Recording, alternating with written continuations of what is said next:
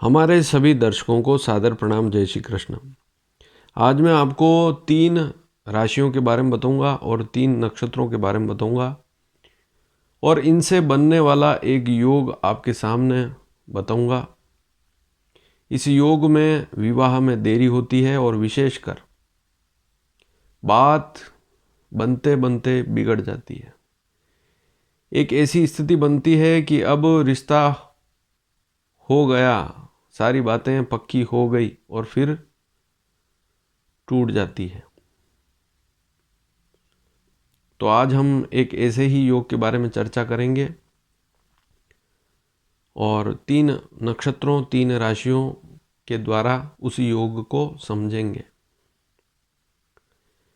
इसके लिए आपको अपनी लग्न कुंडली ही खोलकर देखनी होगी, अन्य कोई भी कुंडली खोलकर नहीं देखनी है। यह स्थिति बहुत खराब है। इस स्थिति में हमने यह भी देखा है कि बहुत सारे मिलान आ भी रहे हैं, रिश्ते आ भी रहे हैं, लेकिन मौका जैसे ही आया कि अब रिश्ता पक्का हो जाएगा और वहाँ वापस सारा मामला खराब हो जाता है, बात बनती बनती बिगड़ जाती है। यह स्थिति बहुत खराब है। व्यक्ति दुखी हो जाता है, परेशान हो जाता है, बार बार बात पक्की होती है और फिर वहाँ आकर अंतिम चरण में वह बात सही बन नहीं पाती, शादी नहीं हो पाती और फिर देरी से देरी होती चली जाती है। तो इस योग को समझने के लिए आपको लग्न कुंडली में सबसे पहले सप्तम भाव पर नज़र डालनी होगी। आप यहाँ पर कुंडली देखें। इस कुंडली में आपको नीचे कुंडली है और ऊपर सभी राशियां लिखी हुई है, उनके स्वामी लिखे हुए हैं, उनके अंक लिखे हुए हैं। कुंडली के प्रत्येक भाव में कोई न कोई अंक लिखा हुआ होता है। वह अंक उस राशि को दर्शाता है और उस राशि के स्वामी को इस चार्ट से आप समझ सकते हैं। लग्न कुंडली D1 चार्ट बहुत ही महत्वपूर्ण कुंडली है।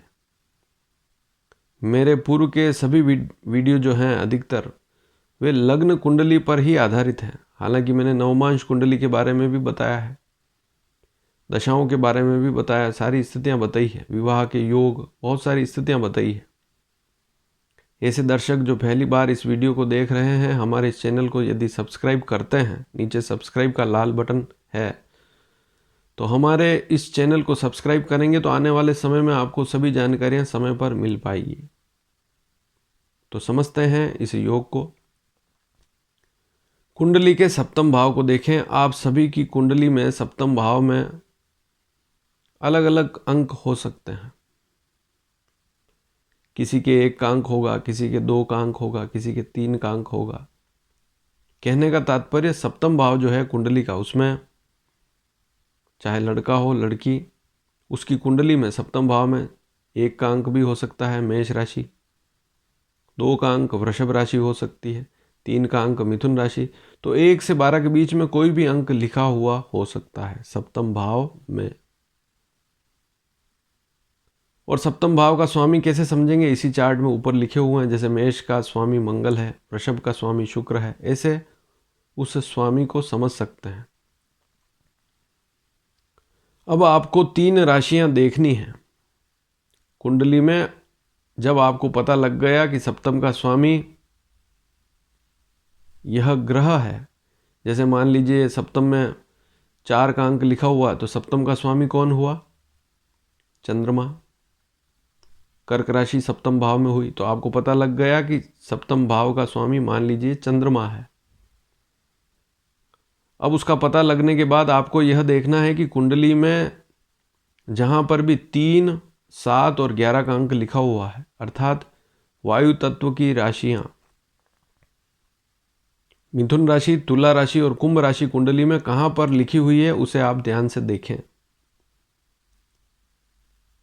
हो सकता है सप्तम भाव में ही राशि लिखी हुई हो, जैसे सप्तम भाव में 3 नंबर लिखा हो, 7 नंबर लिखा हो, 11 नंबर लिखा हो।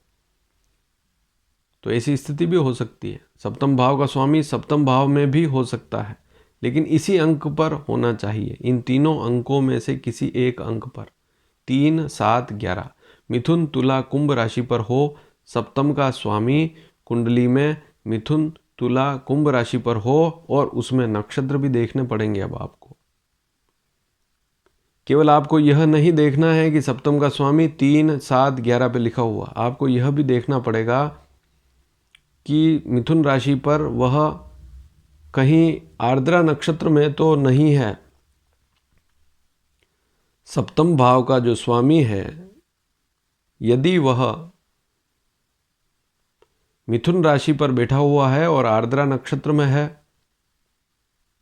तुला राशि पर बैठा हुआ है और स्वाति नक्षत्र पर है, और कुंभ राशि पर बैठा हुआ है, यदि तीनों में से किसी एक पर ही होगा।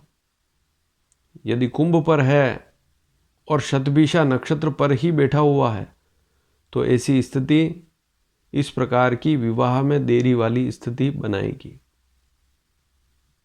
ये 3 राशियां कौन कौन सी है? मिथुन, तुला, कुंभ, और नक्षत्र हैं राहु के।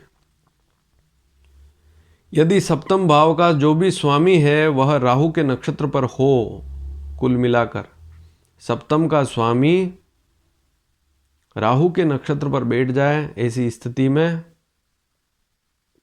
विवाह में देरी की स्थिति बनती है, और मामला ऐसा भी हो जाता है कि बिल्कुल रिश्ता पक्का होने ही वाला है, और फिर लोग वापस पीछे हट जाते हैं जहां भी रिश्ते की बात चलती है। मान लीजिए आपकी लड़की है, उसकी कुंडली में इस प्रकार का योग है, तो वहां पर यही स्थिति बनेगी कि लड़के वाले पीछे हट जाएंगे, रिश्ता करेंगे फिर वापस पीछे हट जाएंगे।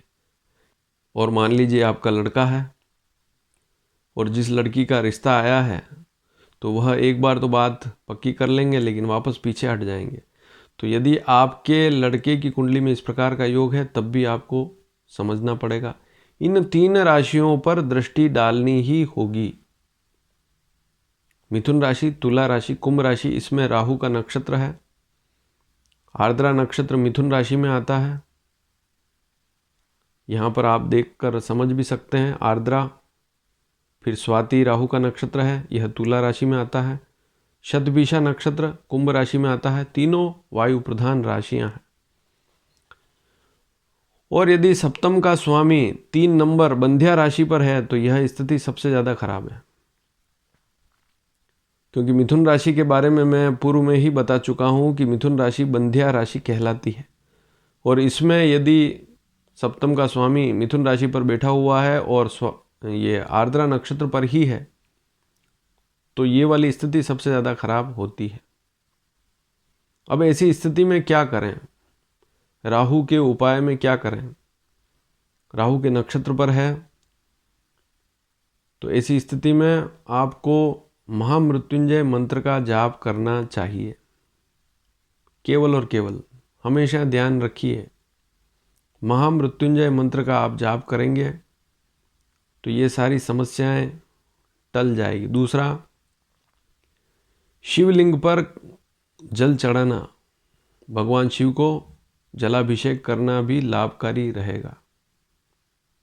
यदि बार बार ऐसी स्थितियां बन रही है कि सगाई होती है, टूट जाती, रिश्ता होता है, टूट जाता है, तो शिव की अधिकतम उपासना करें। यदि आप महामृत्युंजय मंत्र नहीं कर सकते हैं, तो ओम नमः शिवाय पंचाक्षरी मंत्र भी कर सकते हैं। तो इस बात को भी अवश्य समझें, शिव की अधिकतम उपासना करें। तो सोमवार के दिन तो विशेष भगवान शिव की आराधना करनी ही है, उनकी पूजा करें, उनको जल चढ़ाएं। रुद्राभिषेक भी कर सकते हैं, कभी भी महीने 2 महीने में जब भी इच्छा हो, भगवान शिव का रुद्राभिषेक भी पंडित द्वारा करवाएं। उससे भी इस प्रकार के जो विघ्न आ रहे हैं कट जाते हैं। तो आपको समझना पड़ेगा कि कुंडली में सप्तम का स्वामी यदि 3, 7, 11 नंबर अंक पर, विशेषकर 3 नंबर मिथुन राशि में आर्द्रा नक्षत्र पर हो, तुला राशि पर स्वाति नक्षत्र पर हो, और कुंभ राशि शतभिषा नक्षत्र पर हो, तो विवाह में देरी होगी। और उपाय में शिव की पूजा ही करनी लाभकारी रहेगी। तो इस बात को भी आप समझ लें। में और भी कोई प्रश्न है, इसी से संबंधित कोई बात समझ में नहीं आई हो इस वीडियो में कोई बात, तो आप प्रश्न कर सकते हैं। धन्यवाद। जय श्री कृष्ण।